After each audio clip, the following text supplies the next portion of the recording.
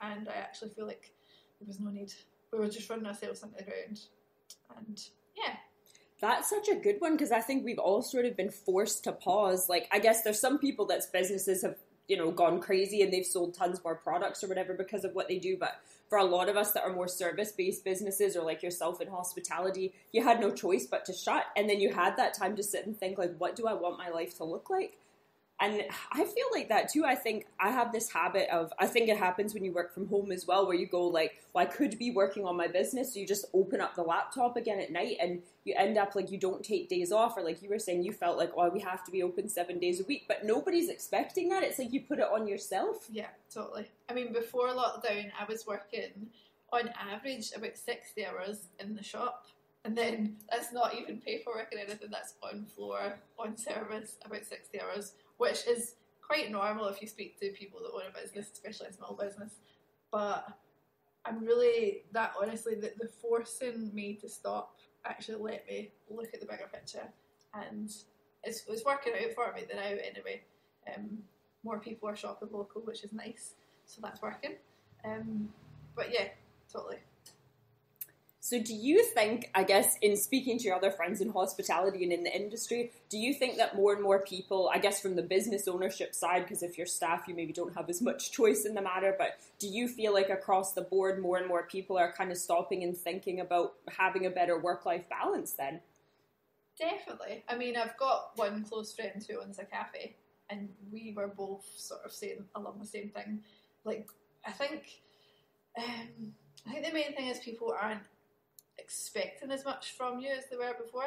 That kind of sounds weird, but as in, or maybe you don't feel like they're expecting as much of you as before, and people are more happy to be a bit laid back about what you're offering and what you can do for them, and yeah.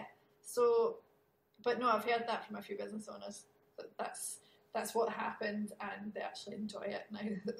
They were actually scared to open back up because they weren't sure what was going to happen, and now they're like, oh, I can actually have this nice chill work but still be successful. It's funny too, because I think between the lockdowns, if any inquiries came in, I was like, I have to take it. So even if I had a week that was already looking super booked up, I was like, no, I need to find a way to take the work on, because I was so worried, like, what if we end up in another lockdown and I can't get the work in? But then you just burn yourself out. And I think nobody expects that of you. Like, even, you know, the other day I was sick with a cold, and the old me would have just been like, no, I gotta power through, I have a busy day. But when I let everyone know, listen, I'm not feeling great, are you okay if we just reschedule? Everyone was fine. And they will be fine. People are fine if you want to shut on a Sunday. They're going to come see you the other 6 days of a week. But we put these expectations on ourselves for some reason. I don't know why. No, that was it. The Sunday thing, that was really, we spoke about this for like a year beforehand, about maybe shutting on a Sunday, because Sundays were a real hit or miss. Some days we would be rammed, a bit queue out the door, and then other days we would just spend cleaning and doing the usual hospitality stuff. And then when it came to it and we decided to do it, it was such a relief.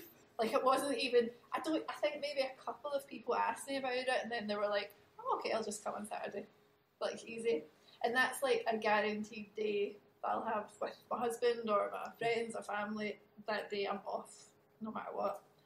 And something that is so, so important and seems so simple. I think if you have a 9-to-5 job and you're so used to just, you have weekends off.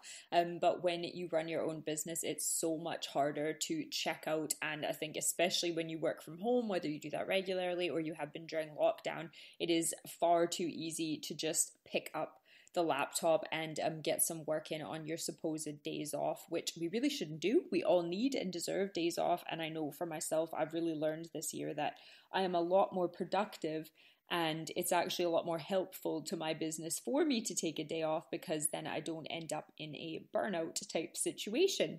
So I will leave it there for today. Thanks so much for tuning in. That is the end of part 1 of Pandemic Perspectives. Part 2 will air tomorrow, so you don't have long to wait. If you are up for some more lessons learned in 2020 from small business owners across Scotland and beyond.